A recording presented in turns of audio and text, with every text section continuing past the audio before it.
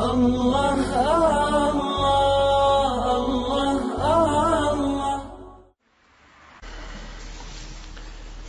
دین اسلام نے نکاح کو عبادت قرار دیا۔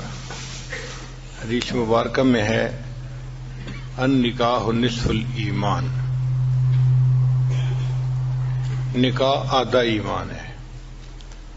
اور بعض احادیث میں ہے کہ کوارا آدمی نماز پڑھتا ہے تو اس کو ایک نماز پڑھنے پر ایک نماز کا ثواب ملتا ہے، لیکن جب شادی شدہ ہو جاتا ہے پھر ایک نماز پڑھتا ہے تو اللہ تعالیٰ اس کو 21 نمازوں کا ثواب عطا فرماتے ہیں۔ اس کی کیا وجہ؟ کہ اب اس کے اوپر حقوق العباد آ گئے۔ حقوق العباد پورے کرتے ہوئے جب یہ حقوق اللہ کو پورا کرتا ہے اللہ اس کا اجر بڑھا دیتے ہیں۔ نبی علیہ السلام نے ارشاد فرمایا چند باتیں سنن المرسلین میں سے ہیں، یعنی سب رسولوں نے اس پر عمل کیا۔ ان میں سے ایک السواک، کہ مسواک کرنا سب رسولوں کی سنت ہے۔ دوسری بات النکاح، نکاح کرنا یہ سب رسولوں کی سنت ہے۔ التعطر، تیسرا خوشبو کا استعمال کرنا یہ بھی سب رسولوں کی سنت ہے۔ کوئی رسول ایسے نہیں گزرے کہ جو صفائی اور پاکیزگی کا خیال نہ رکھتے ہوں، سب عطر استعمال کرتے تھے اور صفائی پاکیزگی کی زندگی گزارتے تھے۔ تو یہ باتیں سنن المرسلین میں سے ہیں۔ حضرت علی رضی اللہ عنہ فرماتے ہیں کہ نبی علیہ الصلوۃ والسلام نے مجھے نصیحت فرمائی کہ علی چند باتوں میں بہت جلدی کرنا۔ کون سی باتیں؟ فرمایا جب نماز ہو جائے تو ادا کرنے میں جلدی کرنا،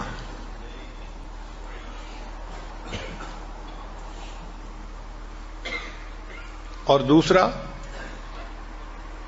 جب بیٹی جوان ہو جائے اور اس کا جوڑ کا رشتہ مل جائے تو اس کا نکاح کرنے میں جلدی کرنا، اس میں دیر نہ کرنا۔ اور تیسری بات کہ اگر تمہارے اوپر کوئی قرض ہو جائے تو قرض کو ادا کرنے میں جلدی کرنا۔ اور چوتھی بات کہ جب کوئی بندہ فوت ہو جائے تو اس کے کفن دفن کے اندر جلدی کرنا۔ 4 چیزوں میں جلدی کرنے کا حکم مجھے نبی علیہ الصلوۃ والسلام نے عطا فرمایا۔ چنانچہ ماں باپ کی ذمہ داری بنتی ہے کہ بیٹا یا بیٹی جب جوان ہو جائیں تو جتنا جلدی پاسبل ہو اچھا رشتہ مل جائے، مناسب رشتہ، ان کا نکاح کر دینا چاہیے، کیونکہ ہم نے یہ دیکھا ہے جہاں نکاح سستا ہوتا ہے وہاں زنا مہنگا ہوتا ہے، اور جہاں نکاح مہنگا ہوتا ہے وہاں زنا سستا ہوتا ہے۔ بہت ساری جگہوں پہ بدکاری اس لیے زیادہ ہوتی ہے کہ ماں باپ شادیاں جلدی نہیں کرتے، جس کی وجہ سے نوجوان بچے گمراہی کا شکار ہو جاتے ہیں۔ اب اس کی سزا صرف ان نوجوان بچوں ہی کو نہیں ملتی، بلکہ علماء نے لکھا ہے ان کے ماں باپ کو بھی اس کی سزا ملتی ہے۔ یعنی بدکاری تو کی بچے نے، مگر وہ بدکاری بچے کے نام اعمال میں بھی لکھی گئی، ماں باپ کے بھی نام اعمال میں، چونکہ وہ شادی کر نہیں رہے اس کی۔ تو دیکھیں کہ ماں باپ کو خواہ مخواہ جو ہے وہ عذاب میں گرفتار ہونا پڑے گا، اس لیے کہ وہ وقت پہ اپنے بچوں کا فرض ادا نہیں کریں گے۔ جب شادی ہو جائے تو میاں بیوی کو چاہیے کہ آپس میں بہت الفت محبت کی زندگی گزاریں۔ جتنا محبت پیار کی زندگی گزاریں گے اتنا اللہ تعالیٰ کے ہاں سے ان کو اجر اور ثواب ملے گا۔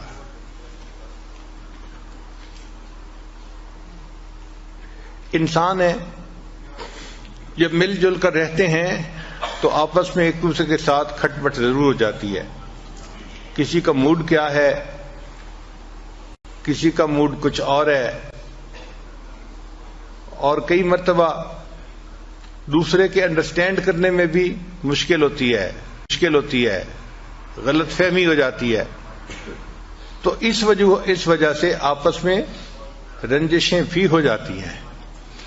مگر گھر کے ماحول کو اچھا رکھنا، محبت پیار والا رکھنا، یہ مرد کی ذمہ داری ہوتی ہے۔ مرد کے اندر 4 خوبیاں ہونی چاہیے۔ سب سے پہلی خوبی کہ وہ رسپانسبل ہو، بعض نوجوان بہت irresponsible ہوتے ہیں، وہ بیوی کی ذمہ داری نہیں لیتے اپنے اوپر. مثلا گھر کے معاملے میں بیوی کو اپنی ماں کے حوالے کر دیں گے اور بیوی کو کہیں گے بس میری امی کو تم نے خوش رکھنا ہے، خود ایک طرف ہو جائیں گے. اب ایک طرف ایک چھوٹی عمر کی ناتجربہ کار سی بچی ہے اور دوسری طرف جو ساس صاحبہ ہوتی ہیں وہ ماشاء اللہ سبحان اللہ، اس کو کہتے ہیں بہو اناڑی اور ساس کھلاڑی.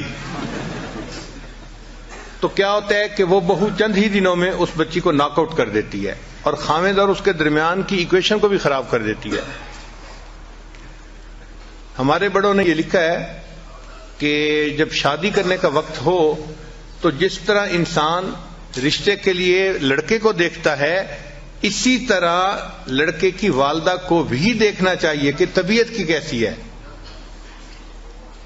اگر نیک طبیعت کی ہے اور نرم طبیعت کی ہے تو وہ گھر کو آباد کر لے گی اور اپنے بچے کو بھی گھر آباد کروانا سکھائے گی. ہم نے اپنے گھر میں دیکھا ہے ہماری والدہ صاحبہ ماشاءاللہ بہت نیک طبیعت کی تھیں اور نرم طبیعت کی تھیں، تو ساری زندگی ہم نے اپنے بڑے بھائیوں کو ڈانٹ پڑتے دیکھا. جب ذرا کوئی بات ہوتی تو امی بیٹوں کو ڈانٹتی تھی کہ تم کیوں اس کے ساتھ جو ہے وہ اچھا سلوک نہیں کر رہے، کیوں اس کو خوش نہیں رکھتے. ایک دفعہ میرے ایک بڑے بھائی نے آگے سے لاجک پیش کی، امی آپ دیکھیں اس میں میرا قصور نہیں اس کا قصور ہے. تو پھر امی نے آگے سے جواب دیا کہ مجھے پتہ ہے نا، جب میں رشتہ لینے گئی تھی تو میں نے اس کے ماں باپ کو کہا تھا کہ میں اس بچی کو خوش رکھوں گی، تو میں تو ہمیشہ اس بچی ہی کی سائڈ لوں گی، تمہیں ٹھیک ہونا پڑے گا. تو مجھے پھر اب احساس ہوتا ہے کہ دیکھو ہمارے بڑے اپنے بات کا اپنے بول کا کتنا لحاظ رکھتے تھے، اور واقعی رشتہ جب لینا ہوتا ہے نا اس وقت تو اس طرح بچ کے بات کرتے ہیں کہ جی ہم تو اس بچی کو اپنی بیٹی بنائیں گے اور خوش رکھیں گے اور ہم تو اس کو بہت اچھی طرح سے رکھیں گے. لیکن وہ جو رشتہ مانگتے ہوئے کی کیفیت ہوتی ہے وہ چند دن کی بات ہوتی ہے. جب رشتہ ہو جاتا ہے پھر یوں سمجھ لیتے ہیں کہ یہ کہیں گری پڑی چیز تھی اور اس کا تو کوئی سہارا ہی نہیں تھا اور ہم اس کو اٹھا کے لے آئے، حالانکہ اس کو ماں باپ نے آزاد جنا ہے اور وہ ماں باپ کے ساتھ عزت کی زندگی گزار رہی تھی. تو گھر کے اندر بیوی کو عزت قدر سے رکھنا یہ خاوند کی ذمہ داری بنتی ہے. اس کو کسی کے حوالے کر دینا یہ غلط بات ہے. ہم نے بعض جگہ پہ دیکھا کہ 4 بھائی ہیں اور چاروں کی بیویوں کا کنٹرول ان کی بڑی بہن کے پاس ہے، یعنی بڑی نند جو ہے نا وہ پورے گھر کو کنٹرول کر رہی ہے. اب حیرت ہوتی ہے دیکھ کے کہ بھئی شادی اس کی ہوئی ہے خاوند کے ساتھ اور اس کو حکم جاری ہو رہا ہے کہیں اور سے. حتیٰ کہ اب ان بھائیوں کی بیٹیوں کی شادیاں جب ہوتی ہیں تو ان کے جہیز بھی نند خریدتی ہے. نند نے کہہ دیا یہ لینا ہے تو لینا ہے، نہیں کہہ دیا تو نہیں.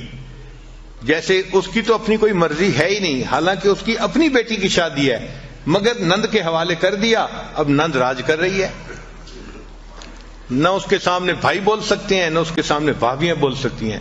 تو اس طرح اپنی بیوی کو ساس کے حوالے کر دینا، نند کے حوالے کر دینا یہ غلط بات ہے. یہ اپنی جگہ بات ٹھیک ہے کہ ساس اور نند کا بڑا احترام ہوتا ہے، مگر ہر چیز کی اپنی ایک لیمٹ ہوتی ہے. میاں بیوی کی اپنی زندگی محبت و پیار سے رہے یہ زیادہ ضروری ہے بنسبت اس کے کہ حکم کسی اور کا چلے. اچھا کئی نوجوان ایسے irresponsible ہوتے ہیں کہ گھر کے کاموں میں دلچسپی نہیں لیتے. مثلا بیوی کب سے کہہ رہی ہے وہ واش روم کا جو شاور ہے نا وہ لیک کر رہی ہے اور پورے واش روم میں ہر وقت پانی رہتا ہے تو پلیز اس کو ٹھیک کروا دیں. ایک دفعہ یاد کروایا، دوسری دفعہ کروایا، تیسری دفعہ کروایا، آہو میں بھول گیا تھا، مجھے یاد نہیں رہا تھا. یہ جو آپ کہتے ہیں نا میں بھول گیا تھا مجھے یاد نہیں رہا تھا، یہ چھوٹی سی چیز نہیں ہے.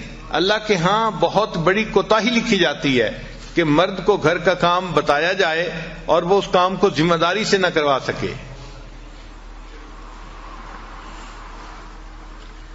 بعض تو ایسے شہزادے ہوتے ہیں کہ گارڈننگ کا کام بھی بیوی کے ذمہ لگا دیتے ہیں کہ وہ گارڈننگ کا جو کام ہے وہ مالی سے خود ہی کروا لو.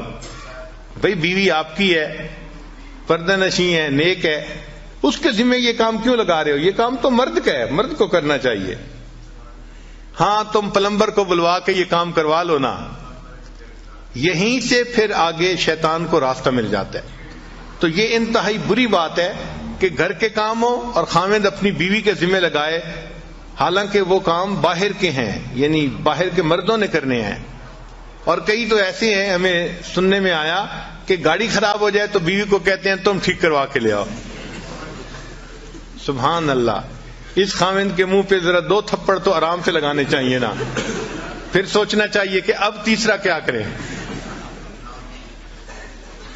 تو ارریسپانسبل ہونا یہ بہت بری عادت ہے. اچھے خاوند کی پہلی صفت کہ وہ ایک ریسپانسبل انسان ہو، وہ اپنے گھر کے کام کاج میں بھی دلچسپی لے، اور جہاں بیوی کو ہیلپ کی ضرورت ہے خاوند اس کی ہیلپ کرے. بس بیوی کو ایک ہی دفعہ بتانے کی ضرورت پڑے، بار بار یاد دلانے کی نہ پڑے، اور ایک دفعہ کہنے پہ وہ کام کر دیا جائے. اس سے اللہ تعالیٰ راضی ہو جاتے ہیں. آپ دیکھیں ان کاموں کی اتنی اہمیت ہے کہ حضرت موسیٰ علیہ السلام اپنی اہلیہ کے ساتھ سفر کر رہے ہیں، اور اہلیہ جو تھی وہ ولادت کا وقت ان کا قریب تھا، تو ان کو درد شروع ہو گئی. اب جب دردیں ہوتی ہیں تو سردی اور زیادہ بندے کو تکلیف دیتی ہے. تو حضرت موسیٰ علیہ السلام چاہتے تھے کہ کہیں سے آگ ملے تاکہ ان کو ذرا آگ کی گرمی کی وجہ سے ٹھنڈک کم ہو جائے. تو انہوں نے دیکھا کہ ایک درخت میں سے آگ نکل رہی تھی. تو حضرت موسیٰ علیہ السلام درخت سے آگ لینے کے لیے گئے تھے، اور اللہ نے وہاں ان کو پیغمبری عطا فرما دی تھی. تو بیوی کا کام تھا نا آگ لینے کے لیے جانا. آگ لینے کو جائیں پیغمبری مل جائے. اسی طرح نبی علیہ السلام اپنے گھر کے کاموں میں بہت دلچسپی لیتے تھے. بکری کا دودھ خود دو لیتے تھے، اپنے کپڑوں کو پیوند لگا دیتے تھے، اپنے جوتے کو سی لیتے تھے. گھر کے کاموں میں کئی مرتبہ نبی علیہ السلام نے روٹی پکانے میں مدد فرمائی. ایک مرتبہ فاطمہ الزہرا اللہ نے روٹی بنا رہی تھی، نبی علیہ السلام تشریف لے گئے، اور نبی علیہ السلام نے کہا کہ فاطمہ کچھ روٹیاں میں لگاتا ہوں. تو نبی علیہ السلام نے کچھ روٹیاں تنور کے اندر لگائیں. تو گھر کے کاموں میں دلچسپی لینا یہ مرد کی ذمہ داری بنتی ہے.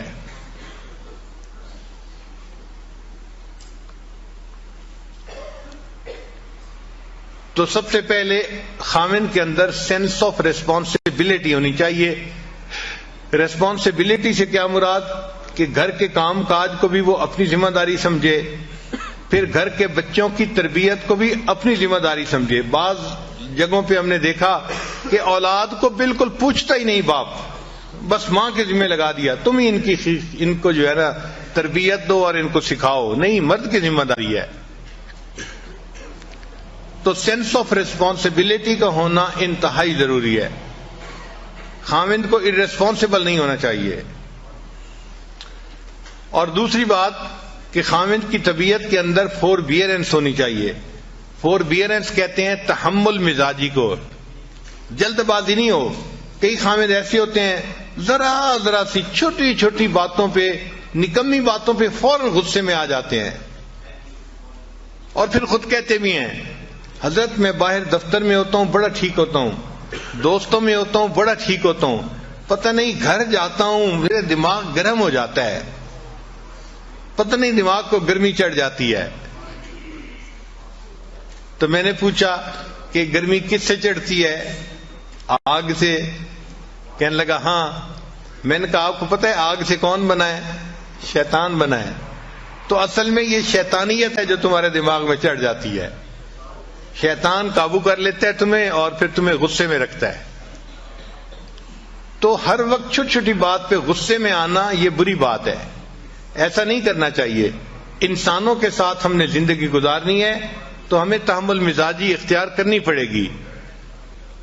جو ہمارے مزاج ہے، تو میرا تجربہ تو یہ ہے کہ ہمیں فرشتوں کے ساتھ رہنے کا موقع ملے تو ہمیں تو ان سے بھی گلے شکوے ہونے شروع ہو جائیں کہ یہ بھی اچھے نہیں ہیں. ہم اتنے جو ہیں وہ نازک مزاج لوگ ہیں. چھوٹی چھوٹی نکمی باتوں پہ شکوہ کرنا یہ بری بات ہوتی ہے. نبی علیہ السلام کی مبارک زندگی کو دیکھیں. آپ اپنے گھر کے اندر عورتوں کے ساتھ اتنا محبت پیار سے رہتے تھے کہ اپنی بیویوں کو خوش رکھتے تھے. نبی علیہ السلام نے فرمایا خیرکم خیرکم لأہلہ، تم میں سے سب سے بہتر وہ ہے جو اپنے اہل خانہ کے لیے بہتر ہو. وَأَنَا خَيْرُكُمْ لِأَهْلِي، اور میں تم سب میں سے اپنے اہل خانہ کے لیے سب سے بہتر ہوں. یعنی اپنی مثال بتائی کہ میں سب سے بہتر ہوں اپنے اہل خانہ کے لیے. ایک مرتبہ نبی علیہ السلام اپنی ایک زوجہ کے ہاں تھے. اب دوسری زوجہ نے کوئی کھانا بنایا تو کھانا اچھا لذیذ تھا. ان کا جی چاہا کہ نبی علیہ السلام بھی یہ کھانا کھائیں. انہوں نے ایک مٹی کے پیالے میں وہ کھانا ڈال کے تو غلام کے ہاتھ بھیج دیا نبی علیہ السلام کی خدمت میں. تو نبی علیہ السلام تو دوسرے گھر تھے. جب وہاں کھانا لے کے وہ بندہ آیا تو اس نے کھانا پیش کیا تو نبی علیہ السلام نے عائشہ صدیق عنہا کو فرمایا کہ اچھا آپ یہ کھانا لے لو.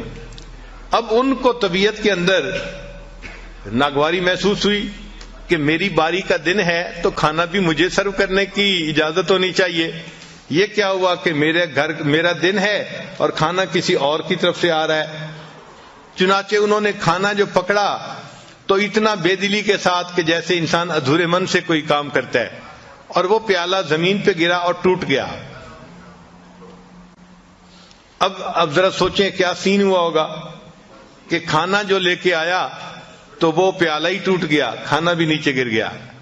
ہم جیسا کوئی ہوتا ایک طوفان کھڑا کر دیتا، تم بدتمیز ہو، تمہیں سمجھ نہیں، تم یہ ہو، تم فلاں، پتہ نہیں کیا کیا القاب ہم ایک منٹ میں اس کو دے دیتے. مگر نبی علیہ السلام تحمل مزاجی سے اٹھے اور آپ نے دو کام کیے. پہلا کام یہ کیا کہ وہ جو پیالہ ٹوٹ گیا تھا اس کے بدلے میں حضرت عائشہ صدیق عنہا کے گھر کے اندر سے ایک پیالہ لے کے وہ اس کو واپس دے دیا. بھئی وہ پیالہ ٹوٹ گیا، اس کے بدلے تم یہ پیالہ لے جاؤ. اور پھر اسے فرمایا غارت امو کی، اصل میں تمہاری والدہ کو غیرت آ گئی تھی اس لیے ایسا ہو گیا. یعنی اس کو سمجھا بھی دیا. تو یہ عورت کی فطرت ہوتی ہے، اس کو کچھ چیزیں فیل ہوتی ہیں، شریعت نے بھی اس کا پھر لحاظ رکھا ہے. تو دیکھیں نبی علیہ السلام نے کتنے اچھے طریقے سے اس معاملے کو سلجھا دیا. تو اگر گھر میں کوئی معاملہ ہو جائے تو یہ مرد کی ذمہ داری بنتی ہے کہ وہ ان معاملات کو پیار محبت سے سمجھداری سے سلجھا دے. ایک مرتبہ سیدہ صدیقہ رضی اللہ تعالی عنہا اور نبی علیہ السلام کے درمیان کسی معاملے میں بات ہو رہی تھی. اچھا ابھی بات ہو رہی تھی اور اتنے میں سیدنا صدیق اکبر رضی اللہ تعالیٰ عنہ ملنے کے لیے تشریف لے آئے. تو نبی علیہ السلام نے فرمایا کہ بہت اچھا، ابو بکر آگے ہیں، تمہارے والد ہیں، ہم ان کو ثالث بنا لیتے ہیں کہ یہ ہمارے معاملے کا فیصلہ کر لے. چنانچہ ابو بکر صدیق عنہ کو اندر بلا لیا. وہ اندر تشریف لائے تو دیکھا کہ عائشہ صدیقہ رضی اللہ تعالیٰ عنہ کسی بات پہ نبی علیہ السلام سے ذرا خفا محسوس ہو رہی تھی. چنانچہ نبی علیہ السلام نے فرمایا عائشہ بات پہلے تم کرو گی یا میں کروں؟ یعنی کون پہلے بات کرے گا؟ تو عائشہ رضی اللہ عنہا نے آگے سے جواب دیا آپ پہلے بات کریں مگر جو کہیں سچ سچ کہیں. اب ایک فطرت ہوتی ہے نا، بات ہوتی ہے، تو انہوں نے یہ لفظ کہہ دیے کہ جو کہیں سچ سچ کہیں. اچھا ابو بکر صدیق عنہ تو عاشق صادق تھے، ان کو بڑا غصہ آیا. اچھا نبی علیہ السلام کے سامنے یہ بات کہہ رہی ہے. انہوں نے تو بیٹی تھی نا، تو انہوں نے ایک تھپڑ لگایا عائشہ صدیق عنہ کو اور فرمایا کہ تمہارا کیا خیال ہے نبی علیہ السلام سچ نہیں بولیں گے؟ اب جب تھپڑ پڑا تو خیال تھا کہ دوسرا بھی پڑ جائے گا، تو عائشہ صدیقہ عنہا نبی علیہ السلام کے پیچھے آ کے چھپ گئیں. اچھا جب نبی علیہ السلام کے پیچھے آ کے چھپ گئیں تو نبی علیہ السلام نے بھی محسوس کیا کہ اس کے والد کو غصہ آ گیا ہے، تو ہو سکتا ہے کہ ایک دو اور بھی وہ لگا دے.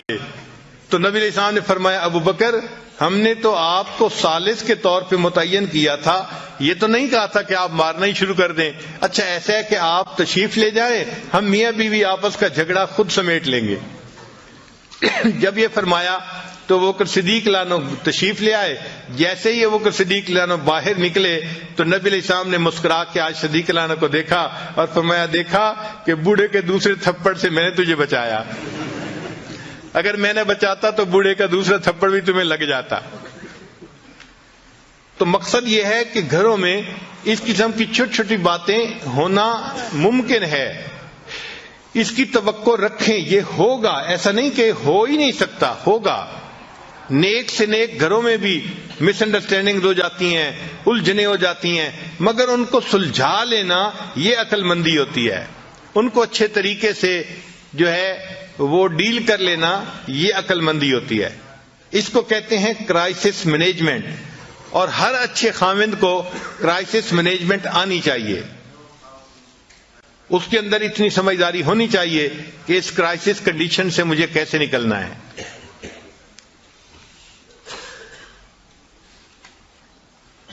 نبی علیہ الصلوۃ والسلام کی اہلیہ صاحبہ تھی سیدہ صفیہ رضی اللہ تعالی عنہا، تو خیبر کے جو بادشاہ تھا اس کی یہ بیوی تھیں، شہزادے کی بیوی تھیں۔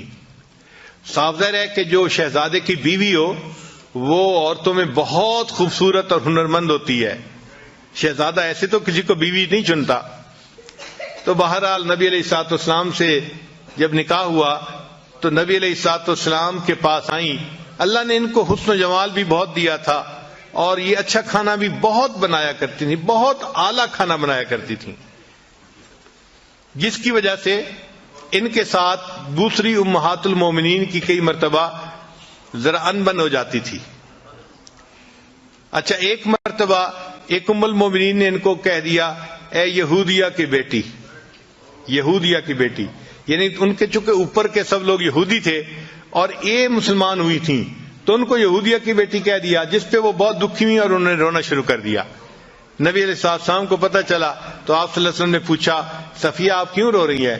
اے اللہ کے حبیب صلی اللہ علیہ وسلم، مجھے انہوں نے کہا ہے کہ تم تو یہودی کی بیٹی ہو۔ تو نبی علیہ السلام نے فرمایا، تم رو کیوں رہی ہو؟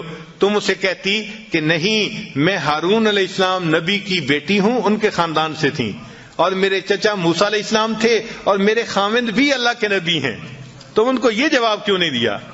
تو دیکھیں کتنی سمجھداری کی بات کی، ان کا دل خوش ہو گیا یہ سن کے کہ واقعی میں کوئی گری پیڑی چیز نہیں ہوں، میرے اوپر کے اجداد میں حضرت ہارون علیہ السلام بھی نبی تھے، اور میرے چچا حضرت موسیٰ علیہ السلام بھی نبی تھے، اور اس وقت میں نبی علیہ السلام کی بیوی بھی ہوں، میرے خاوند بھی نبی ہیں۔ تو نبی علیہ السلام نے فرمایا تم ان کو یہ جواب دے دیتی۔ تو اس طرح جب بھی کوئی گھر کے معاملہ ہو تو اس کو اچھے طریقے سے سلجھا دینا یہ خاوند کی ذمہ داری ہوتی ہے۔ تو خاوند کے اندر فوربیئرنس ہونی چاہیے، چھوٹی چھوٹی باتوں پہ جلد بازی کر لینا یا جلدی سے کوئی ناپسندیدہ لفظ بول دینا یہ بہت بری بات ہوتی ہے۔ ہمارا یہ تجربہ ہے، آج کل کے نوجوان چھوٹی چھوٹی باتوں پہ بیوی کو دھمکی دیتے ہیں، میں تمہیں گھر بھیج دوں گا، میں تمہیں گھر بھیج دوں گا، میں تمہیں طلاق دے دوں گا۔ یہ بہت ہی بری بات ہے، اس سے بری بات اور کوئی خاوند نہیں کر سکتا۔ اس کی وجہ کیا ہے کہ جب خاوند نے بیوی کو کہہ دیا کہ میں تمہیں طلاق دے دوں گا، میں تمہیں گھر بھیج دوں گا، تو بیوی کے دماغ میں ایک بات آ گئی کہ اس کے ساتھ میری پوری زندگی گزرنا مشکل ہے، پتہ نہیں یہ مجھے کس وقت طلاق دے دے۔ تو بیوی سپلٹ پرسنالٹی بن جاتی ہے، پھر شیطان اس کے پاس آ کے اس کو مشورہ دیتا ہے، تم کہیں اپنے لیے اور بھی کوئی پرپوزل دیکھ لو یا کوئی تعلق ایسا دیکھ لو کہ اگر یہ تمہیں چھوڑے تو تم کیا کرو گی۔ تو یہ فکرہ چھوٹا سا ہے، لیکن اس فکرے کا زہر کتنا ہے اس کا مردوں کو اندازہ نہیں ہوتا۔ ایک فکرہ بول کے ہمیشہ کے لیے بیوی کو جو ہے وہ یعنی سپلٹ پرسنالٹی بنا دیتے ہیں۔ کبھی بھی یہ فکرہ نہیں بولنا چاہیے، بلکہ بیوی کو تو ایسا یقین ہونا چاہیے کہ مجھے تو خاوند نے اس طرح پیار سے رکھا ہے کہ میری اچھائی کو بھی اس نے قبول کیا ہے اور میری کوتاہی کو بھی اس نے قبول کیا ہے۔ اگر بحیثیت انسان کوئی چھوٹی موٹی کوتاہی ہو جائے تو اس کو قبول کرنا چاہیے۔ ہم انسان ہیں، فرشتے نہیں ہیں۔ اگر بیوی سے کوتاہیاں ہوتی ہیں تو خاوند سے بھی تو ہوتی ہیں۔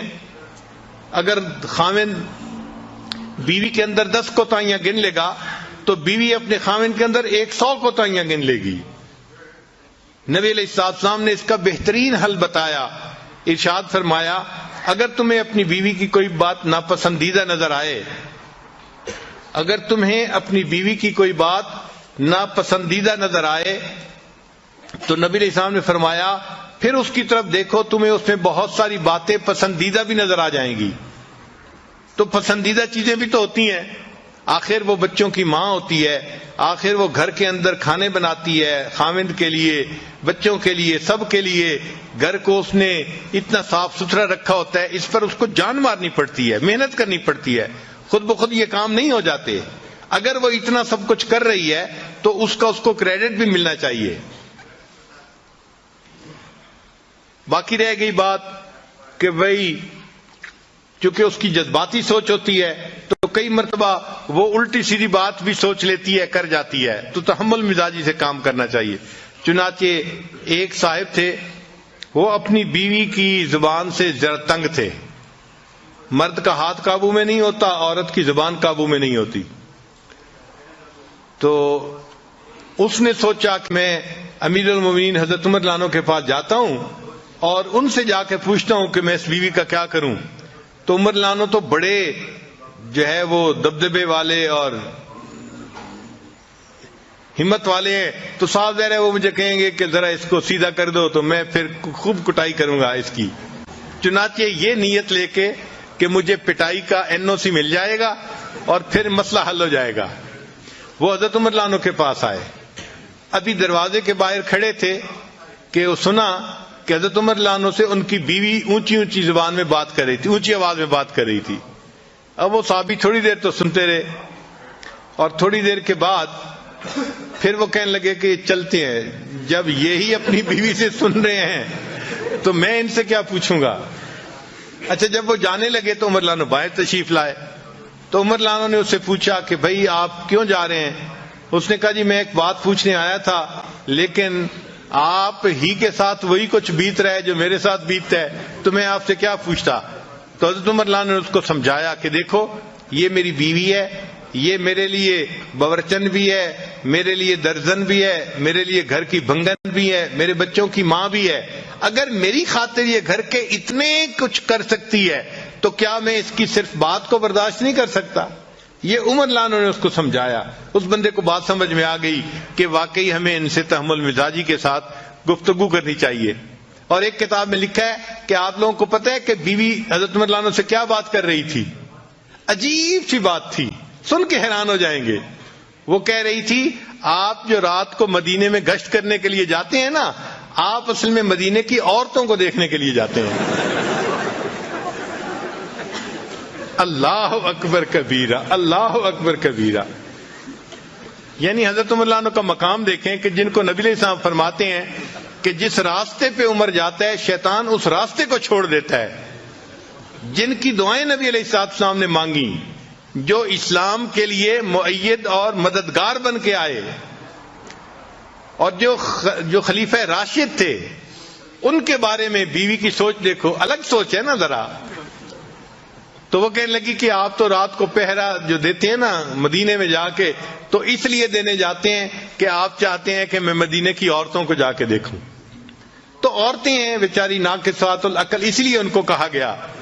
تو وہ اس قسم کی باتیں سوچ لیتی ہیں، ذہن میں رکھ لیتی ہیں اور کئی مرتبہ الٹی سیدھی بات کر مارتی ہیں. تو ان سے تحمل مزاجی ہی سے پیش آنا چاہیے. نبی علیہ السلام نے یہی بات سکھائی.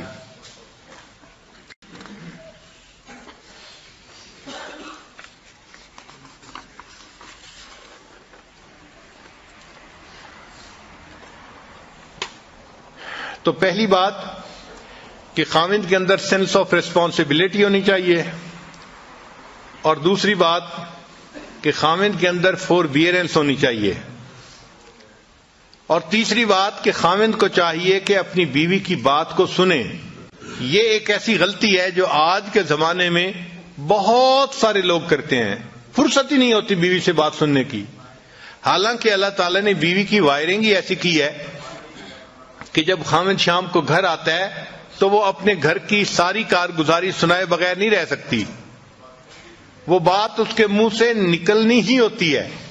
لیکن خاوند اگر اس کی بات نہیں سنتا تو پھر اس کا نقصان ہوتا ہے. اس نے بات تو کرنی ہے، وہ پھر یا اپنی کسی کلاس فیلو سے کرے گی، یا بہن سے کرے گی، یا اپنی والدہ سے کرے گی، اور جب وہ کسی تیسرے سے بات کرے گی تو ان کے مشورے ضروری نہیں کہ کوئی بہت مناسب ہوں اور جچے تلے ہوں، وہ الٹے سیدھے مشورے بھی ہو سکتے ہیں۔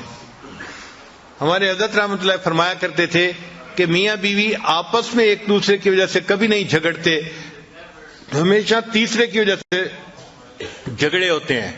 اور واقعی ہم نے دیکھا ہے کہ جھگڑے کی بنیاد ہمیشہ کوئی نہ کوئی تیسرا ہوتا ہے، چاہے وہ لڑکی کی ماں ہو، لڑکی کی بہنیں ہو، یا لڑکے کی والدہ ہو، لڑکے کی بہنیں ہو، کوئی نہ کوئی تیسرا ہوتا ہے جو میاں بیوی کی ایکویشن خراب ہونے کا ذریعہ بنتا ہے۔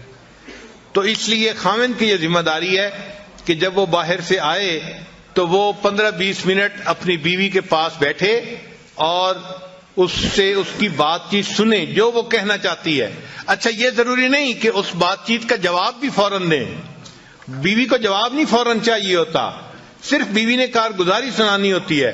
بس آپ توجہ کے ساتھ اس کی بات کو سنیں، اس کے ساتھ آئی کنٹیکٹ رکھیں تاکہ وہ فیل کریں کہ بڑی توجہ سے میری بات سنی جا رہی ہے۔ جب وہ بات کر لے گی نا تو وہ بڑی مطمئن ہو جائے گی۔ تو لسن ٹو یور وائف، یہ خاوند کی ذمہ داری بنتی ہے۔ پھر ایک صفت اور کہ گھر کے ماحول کو نیکی پر رکھنا، یہ خاوند کی ذمہ داری ہوتی ہے۔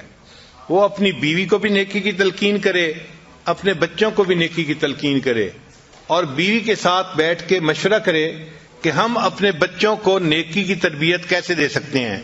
یہ ذمہ داری خاوند کی ہے۔ کلکم رائن وکلکم مسئول عن رعیتہ، تم میں سے ہر آدمی چرواہے کی مانند ہے اور اس سے اس کے عیال کے بارے میں پوچھا جائے گا۔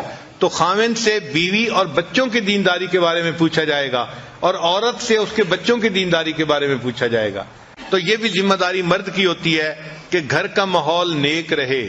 ایسی آزادی نہ کرے کہ جی بیوی ٹی وی لے کے آ گئی ہے اور بیوی نے یہ لگوا لیا ہے اور بیوی نے یہ کر دیا ہے اور بچوں کے ذمے، ایسی بات ہرگز نہیں۔ مرد کی ذمہ داری ہوتی ہے، نیکی کے اوپر کمپرومائز نہیں ہے، لیکن اس کو امپلیمنٹ محبت پیار سے کرے، اکھڑ مزاجی سے نہ کرے۔ اس طرح مسلمان نہ بنے کہ اس کے مسلمان بننے پہ باقی لوگ کافر بن جائیں، ایسے نہیں کرنا چاہیے۔ محبت پیار سے ان کو سمجھائے اور ان کو دین کی طرف لے کے آئے۔ محبت پیار ایسا نسخہ ہے کہ گھر کے سارے لوگ دین کے اوپر آ جانا آسانی سے آ جاتے ہیں۔ ایک مرتبہ لاہور کا ایک نوجوان میرے پاس آیا، اب اس کی شادی 1-2 مہینے پہلے ہوئی تھی، اور شادی کے چند ہی دنوں بعد یہ سلسلے میں داخل ہو گیا، بیعت ہو گیا۔ اب اس نے چہرے پہ داڑھی بھی سجا لی، نمازیں بھی پڑھنی شروع کر دیں، تو نیکی پہ آ گیا۔ اللہ کی شان کے ایک دن میرے پاس آیا، غصے میں تھا۔ میں نے پوچھا خیریت ہے؟ کہنے لگا بس حضرت کیا بتاؤں، یہ جو میری بیوی ہے نا، اس نے بس مجھے بہت ستایا ہوا ہے۔ میں نے پوچھا کیا ہوا؟ کہنے لگا کہ کہتا ہوں تو نماز نہیں پڑھتی، سر پہ دوپٹے کا خیال نہیں رکھتی، اور بالکل اس کو تو دین کا کوئی احساس ہی نہیں ہے۔ یہ تو اس نے تو میرا جو ہے نا جینا حرام کر دیا ہے۔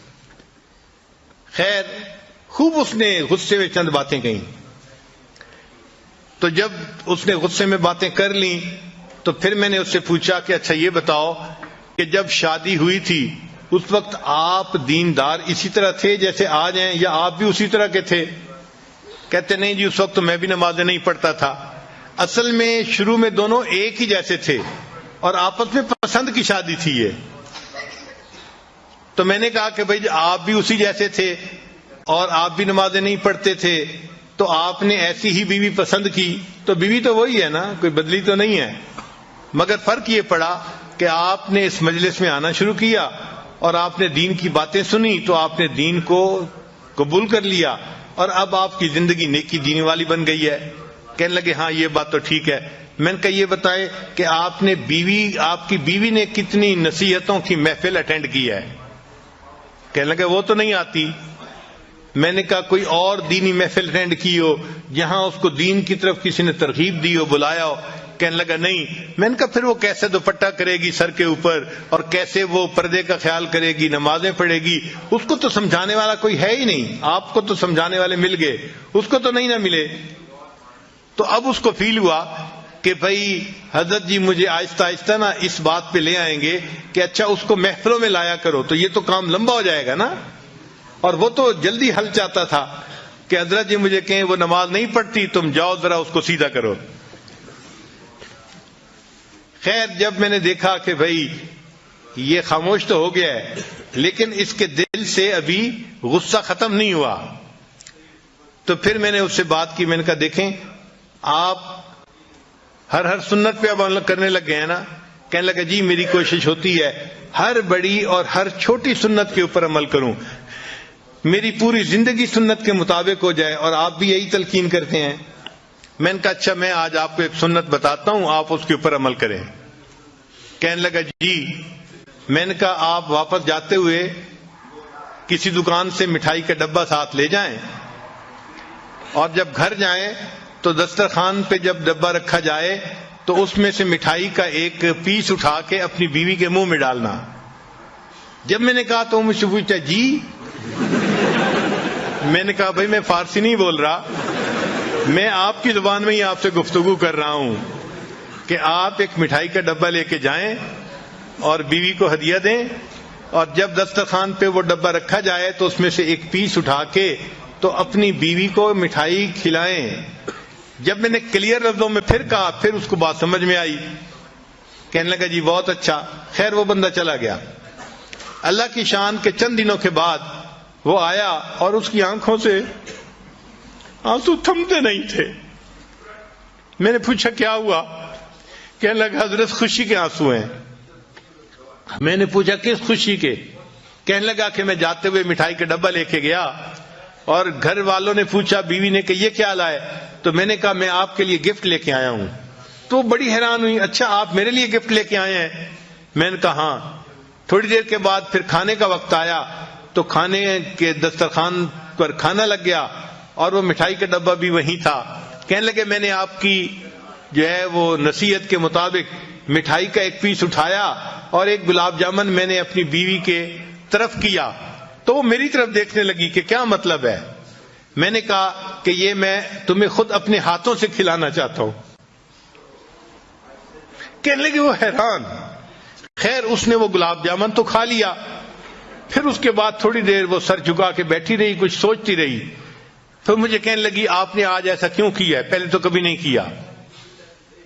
تو کہنے لگا کہ میں نے اسے کہا کہ حضرت نے مجھے بتایا کہ یہ نبی علیہ الصلوۃ والسلام کی سنت ہے، میں نے اس سنت کے اوپر عمل کیا ہے. کہنے لگا جب میں نے یہ بات بتائی اس میری بیوی کی آنکھوں میں سے آنسو ٹپک پڑے اور وہ کہنے لگی اچھا یہ نبی علیہ السلام کی سنت تھی. میں نے کہا ہاں. تو کہنے لگی اچھا کیا میں بھی اور سنتوں پہ عمل کر سکتی ہوں؟ تو میں نے کہا ہاں کر سکتی ہو. تو کہنے لگے وہیں بیٹھے ہوئے میری بیوی نے وعدہ کیا کہ میں آج کے بعد نمازیں بھی پڑھوں گی اور پردہ بھی کروں گی اور شریعت کے اوپر مکمل پابندی کر کے سنتوں والی زندگی میں بھی اختیار کروں گی. نبی علیہ الصلوۃ والسلام کی ایک سنت نے پورے گھر کے ماحول کو بدل کے رکھ دیا اور وہ بچی نیک بن گئی اور بعد میں وہ بچی عالمہ بھی بن گئی. تو گھر کے اندر نیکی کا ماحول رکھنا، نیکی کی تلقین کرتے رہنا، یہ خاوند کی ذمہ داری ہوتی ہے. ہمارے حضرت رحمت اللہ علیہ فرمایا کرتے تھے کہ جو خاوند اپنے گھر میں نیکی کے ماحول کا خیال نہیں کرتا، جو خاوند اپنے گھر میں نیکی کے ماحول کا خیال نہیں کرتا، اس گھر کے مردوں میں اور مردوں میں کوئی فرق نہیں ہوتا. یہ ہمارے حضرت مرشد عالم رحمۃ اللہ فرماتے تھے کہ جو مرد اپنے گھر میں گھر والوں کو نیکی کی تلقین نہیں کرتا، اس گھر کے مردوں میں اور اس گھر کے مردوں میں کوئی فرق نہیں ہوتا. تو یہ خاوند کی ذمہ داری ہوتی ہے. ایکسکیوز نہ کریں کہ جی میری بات سنتا کوئی نہیں، مانتا کیوں نہیں.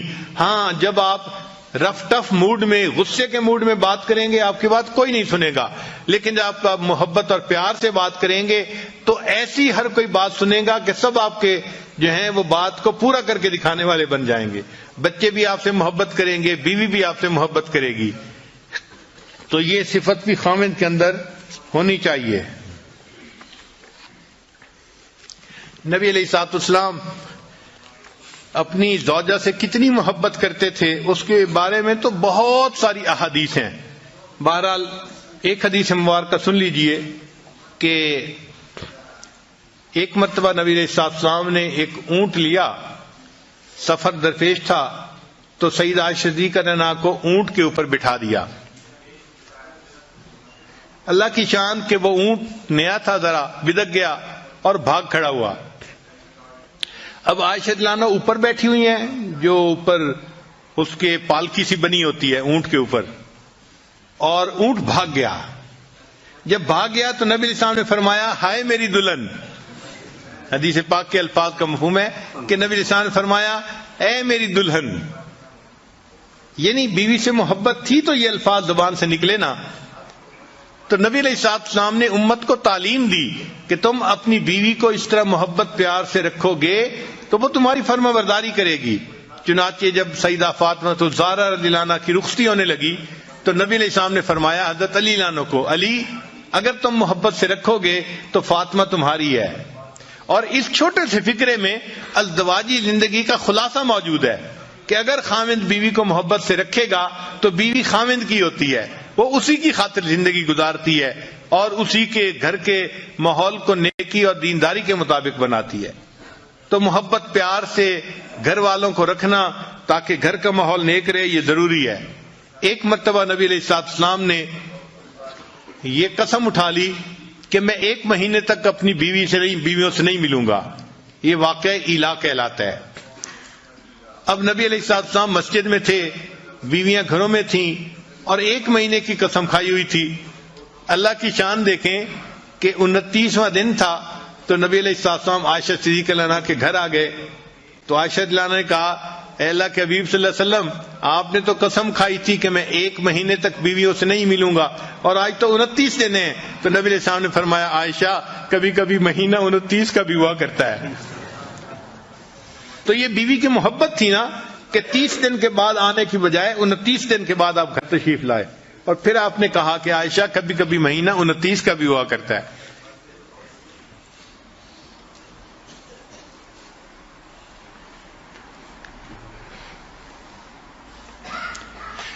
ایک مرتبہ عائشہ صدیقہ عنہا نے پوچھا اے اللہ کے حبیب صلی اللہ علیہ وسلم، آپ کو مجھ سے محبت کس طرح کی ہے؟ تو نبی علیہ السلام نے جواب میں فرمایا کہ جس طرح رسی کی گانٹھ ہوتی ہے، ایسی گانٹھ کہ جس کو جتنا کھینچا جائے وہ اتنی مضبوط ہوتی چلی جاتی ہے۔ تو میری محبت بھی آپ کے ساتھ ایسی ہے کہ جتنا اس کو کھینچا جائے یہ اتنی مضبوط ہوتی چلی جاتی ہے۔ چنانچہ جب ایسی آیات اتری جن میں امہات المومنین کو اختیار دیا گیا تھا کہ یا تو وہ نبی علیہ السلام کے ساتھ رہیں یا پھر ان کو دنیا کی سب نعمتیں دے دی جائیں گی، اس کو آیت تخییر کہتے ہیں۔ تو نبی علیہ السلام نے بتایا سب کو، مگر نبی علیہ السلام سمجھتے تھے کہ عائشہ صدیقہ عمر میں چھوٹی ہیں، ایسا نہ ہو کوئی جلد بازی کا فیصلہ کر لے۔ تو نبی علیہ السلام نے امہات المومنین کو یہ بات بتائی کہ اللہ نے آپ لوگوں کو اختیار دیا ہے، آپ دونوں اس میں ایک چیز کو چن لے، فیصلہ کر لیں، مگر عائشہ آپ کو میں بتا رہا ہوں کہ آپ اکیلی فیصلہ نہ کرنا، آپ اپنے ماں باپ سے مشورے کے بعد فیصلہ کرنا، کیونکہ نبی علیہ السلام کو یقین تھا کہ جب یہ اپنے والد ابوبکر صدیق رضی اللہ عنہ سے مشورہ کرے گی تو وہ ان کو یہی کہیں گے کہ تم جو ہے غربت تنگی کو برداشت کر لو اور نبی علیہ السلام کے ساتھ ہی رہو۔ تو جب انہوں نے نبی علیہ السلام نے فرمایا کہ تم اپنے والدین سے مشورے کے بعد فیصلہ کرنا، تو عائشہ صدیقہ عنہا مسکرائیں اور کہنے لگیں آپ کے بارے میں فیصلہ کرنے کے لیے مجھے کسی اور سے پوچھنے کی کوئی ضرورت نہیں، میں تنگی ترشی کو برداشت کر لوں گی، میں آپ کو اختیار کرتی ہوں، مجھے کسی اور چیز کی ضرورت نہیں ہے۔ تو عائشہ صدیقہ عنہا کے اس جواب کو سن کے پھر باقی تمام ازواج مطہرات نے بھی نبی علیہ السلام کو چن لیا۔ تو محبت دونوں طرف سے ہو، خاوند کی طرف سے بیوی سے محبت ہو اور بیوی کی طرف سے خاوند کے ساتھ اس کو محبت ہو۔ نبی علیہ السلام کی یہ کامیاب ازدواجی زندگی ہمیں اس بات کی تعلیم دیتی ہے ہم اپنے گھروں میں اگر چاہیں تو جنت کا ماحول بنا سکتے ہیں۔ سچی بات یہ ہے اتنا پرسکون ہوتا ہے گھر کہ انسان کو گھر میں جنت کا مزہ آتا ہے، سب نیکی پہ چلنے والے، سب نیکی کرنے والے، سب اتفاق رائے کے ساتھ زندگی گزارنے والے، بیوی خاوند کی تعریفیں کر رہی ہوتی ہے، خاوند بیوی کی تعریفیں کر رہا ہوتا ہے، اور دونوں اللہ کو راضی کرنے کے لیے اپنی کوششیں کر رہے ہوتے ہیں۔ یہ ہے اصل کامیاب زندگی کہ ہمارے گھر جنت کی تیاری کے جو ہے وہ مراکز بن جائیں. ہمارے گھر کا ہر فرد جنت کی تیاری میں لگا ہوا ہو, نیک اعمال میں لگا ہوا ہو. اور یہ چیز تب ممکن ہے جب خاوند اپنی بیوی کو محبت پیار سے رکھے گا. اگر خاوند یہ سمجھتا ہے کہ میں ڈانٹ ڈپٹ کے ذریعے سے بیوی سے بات منوا لوں گا تو یہ بات جو ہے خیالست تو محالست تو جنو, یہ بات ایسی نہیں ہوتی. ہمارے حضرت مرشد عالم رحمت اللہ فرمایا کرتے تھے کہ جو شخص پیار کے ذریعے اپنی بیوی کا دل نہ جیت سکا, جو شخص پیار کے ذریعے اپنی بیوی کا دل نہ جیت سکا, یہ شخص تلوار کے ذریعے بھی بیوی کا دل نہیں جیت سکتا. جو شخص پیار کے ذریعے اپنے بیوی کا دل نہ جیت سکا, یہ شخص تلوار کے ذریعے بھی بیوی کا دل نہیں جیت سکتا. تو پیار و محبت ہی ہے جس کی وجہ سے آپس میں الفتیں بڑھتی ہیں اور ایک دوسرے کی قدر دل میں آتی ہے اور انسان اچھی زندگی گزارتا ہے. چنانچہ ہم ازدواجی زندگی کے بارے میں ریسرچ ڈھونڈ رہے تھے تو ہم نے سینکڑوں کتابیں دیکھی اور سینکڑوں ریسرچ پیپر دیکھے, اور ایک ریسرچ پیپر کے اندر عجیب ریسرچ دیکھی.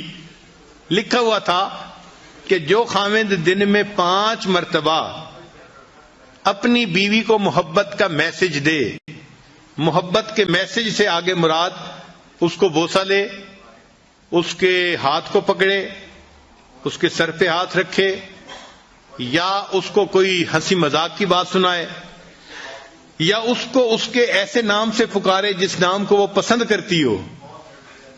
دن میں 5 مرتبہ جو خاوند اپنی بیوی کے ساتھ محبت کا اظہار کرتا ہے, یہ بیوی کبھی ڈپریشن کا شکار نہیں ہو سکتی. ان کا کہ ہم نے ہزاروں عورتوں پہ یہ ریسرچ کی ہے کہ جو خاوند دن میں 5 مرتبہ کبھی بیوی کا ہاتھ پکڑا, کبھی اس کے کندھے پہ ہاتھ رکھا, کبھی اس سے کوئی ہنسی مذاق کی بات کر دی, کبھی اس کو مسکرا کے دیکھ لیا, اور دفتر میں ہے تو کبھی اس کو کوئی پیار کا میسج کر دیا, یعنی دن میں 5 ایسے مواقع ہوں کہ بیوی کو خاوند کی طرف سے محبت کا میسج ملے, تو لکھا تھا کہ وہ عورت کبھی ڈپریشن کا شکار ہو ہی نہیں سکتی. اب جو لوگ اپنے گھروں میں پریشان ہیں وہ ذرا ازدواجی زندگی کے بارے میں سوچیں کہ کیا انہوں نے بیوی کو کبھی مسکرا کے دیکھا یا بیوی کا ہاتھ پکڑا. اگر ایسا نہیں کیا تو بیوی پہ کیا گلہ کرتے ہیں, وہ تو ڈپریشن کی مریضہ بنے گی نا.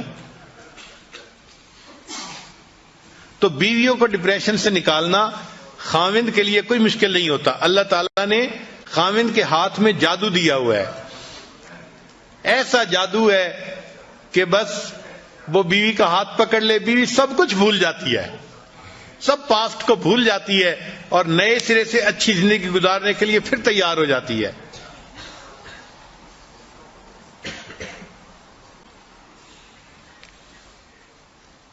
بیوی کو منانے کے لیے نہ تعویذوں کی ضرورت ہے نہ کچھ عملیات کی ضرورت ہے. بیوی کو خوش رکھنے کے لیے صرف پیار کی ضرورت ہے, محبت کی ضرورت ہے. محبت سے بات کریں, نرمی سے بات کریں اور بیوی کو رسپیکٹ دیں. جس عورت کو محبت بھی ملتی ہے, رسپیکٹ بھی ملتی ہے, وہ اپنے خاوند کی خاطر قربان ہونے کے لیے تیار. وہ تنگی ترشی بھی برداشت کر لیتی ہے اور فاقہ بھی برداشت کر لیتی ہے اور اسی خاوند کے ساتھ رہتی ہے. اس کو معمولی کپڑے پہننے کو ملتے ہیں, نئے نئے کپڑے نہیں ملتے تو اس کو اس کی کوئی پرواہ نہیں ہوتی. وہ غربت میں زندگی گزار لیتی ہے لیکن اس کو محبت پیار چاہیے ہوتا ہے.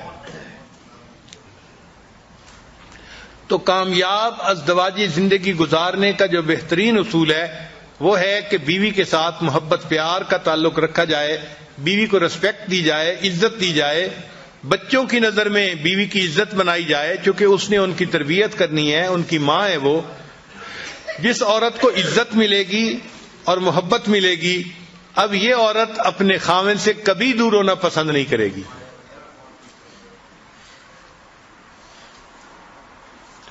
چنانچہ بعض لوگ بڑے غریب ہوتے ہیں, دیہاتوں میں ان کے گھروں کے اندر کھانے کو نہیں ہوتا، پینے کو نہیں ہوتا، ایک سوٹ میں عورت پورا سال گزارتی ہے. یعنی ایک جوڑا بنایا اور اسی ایک جوڑے میں وہ بیچاری پورا سال گزارتی ہے. سردیوں کا سوٹ گرمیوں میں بھی پہنتی ہے اور گرمیوں کے کپڑوں میں سردیوں میں گزارا کرتی ہے، مگر اپنے خاوند کے ساتھ وہ خوش ہوتی ہے اس لیے کہ اس کو عزت ملتی ہے اور اس کو خاوند کی طرف سے محبت ملتی ہے. چنانچہ ایک میاں بیوی بہت غریب تھے. خاوند بیچارہ مزدوری کرتا تھا اور گھر کا خرچہ چلاتا تھا، مگر میاں بیوی آپس میں محبت بہت تھی. چنانچہ جب شادی کا دن آتا، جس کو اینیورسری کہتے ہیں شادی کی، تو شادی کے دن دونوں ایک دوسرے کو کوئی نہ کوئی چھوٹا موٹا گفٹ پیش کیا کرتے تھے. بیوی خاوند کو دیتی تھی اور خاوند بیوی کو دیتا تھا. اب ایک ایسا وقت آیا کہ خاوند کے پاس خرچ کرنے کو کچھ نہیں تھا اور بیوی کے پاس بھی کچھ بچت نہیں تھی، مگر شادی کی اینیورسری کا دن قریب تھا. تو میاں بیوی دونوں کے دل میں چاہت تھی کہ ہم ایک دوسرے کو گفٹ پیش کریں. اللہ کی شان کہ بیوی کہیں جا رہی تھی تو اس نے ایک دکان دیکھی کہ جس دکان پر یہ وگز نہیں بنتی.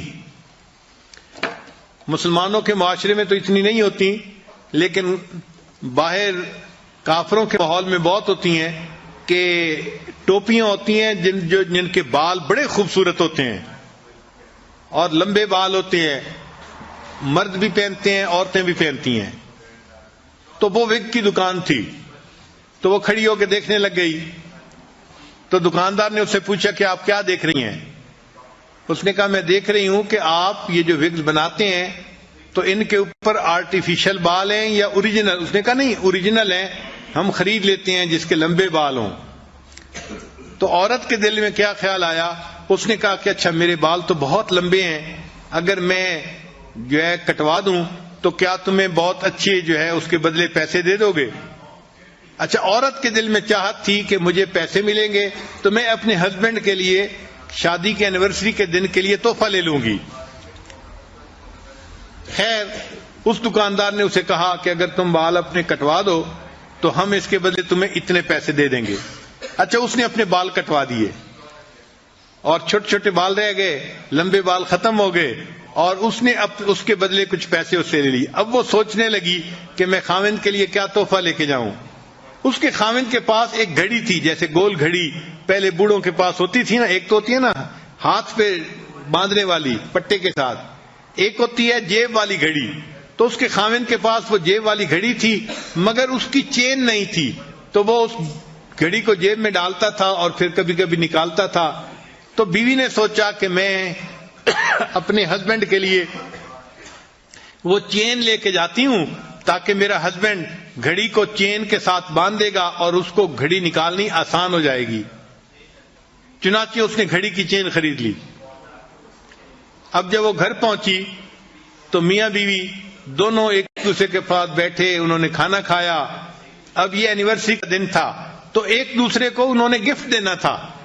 چنانچہ اب گفٹ دینے کے لیے بیوی نے پہلے بات بتائی کہ بھئی میں نے ایسے کیا ہے کہ وہ جو آپ کی گھڑی تھی نا، وہ آپ اس کو جیب میں ڈالتے تھے، اس کی چین نہیں تھی، تو میں نے کہا میں اس کے لیے خوبصورت سی چین لے آؤں، تو میں نے جو ہے وہ ایک چین خریدی ہے اور میں آج کے دن آپ کو وہ گفٹ کر رہی ہوں. تو بیوی نے گھڑی کی وہ چین دی تو خاوند کی آنکھوں سے آنسو آ گئے. تو بیوی نے پوچھا کہ آپ رو کیوں رہے ہیں؟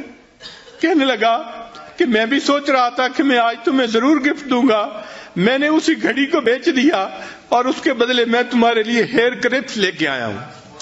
تو خاوند بیوی کے لیے ہیئر کلپ لے کے آیا جبکہ بیوی اپنے بال کٹوا چکی تھی، اور بیوی اپنے خاوند کے لیے گھڑی کی چین لے کے آئی جبکہ وہ اس گھڑی کو بیچ کے اس کے بدلے بیوی کا کلپ لے چکا تھا.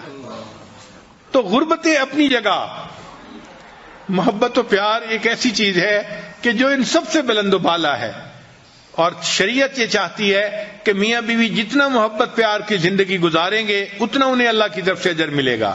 حدیث مبارکہ کا مفہوم ہے خاوند جب بیوی کو دیکھ کے مسکراتا ہے اور بیوی خاوند کو دیکھ کے مسکراتی ہے، اللہ تعالیٰ ان دونوں کو دیکھ کے مسکراتا ہے.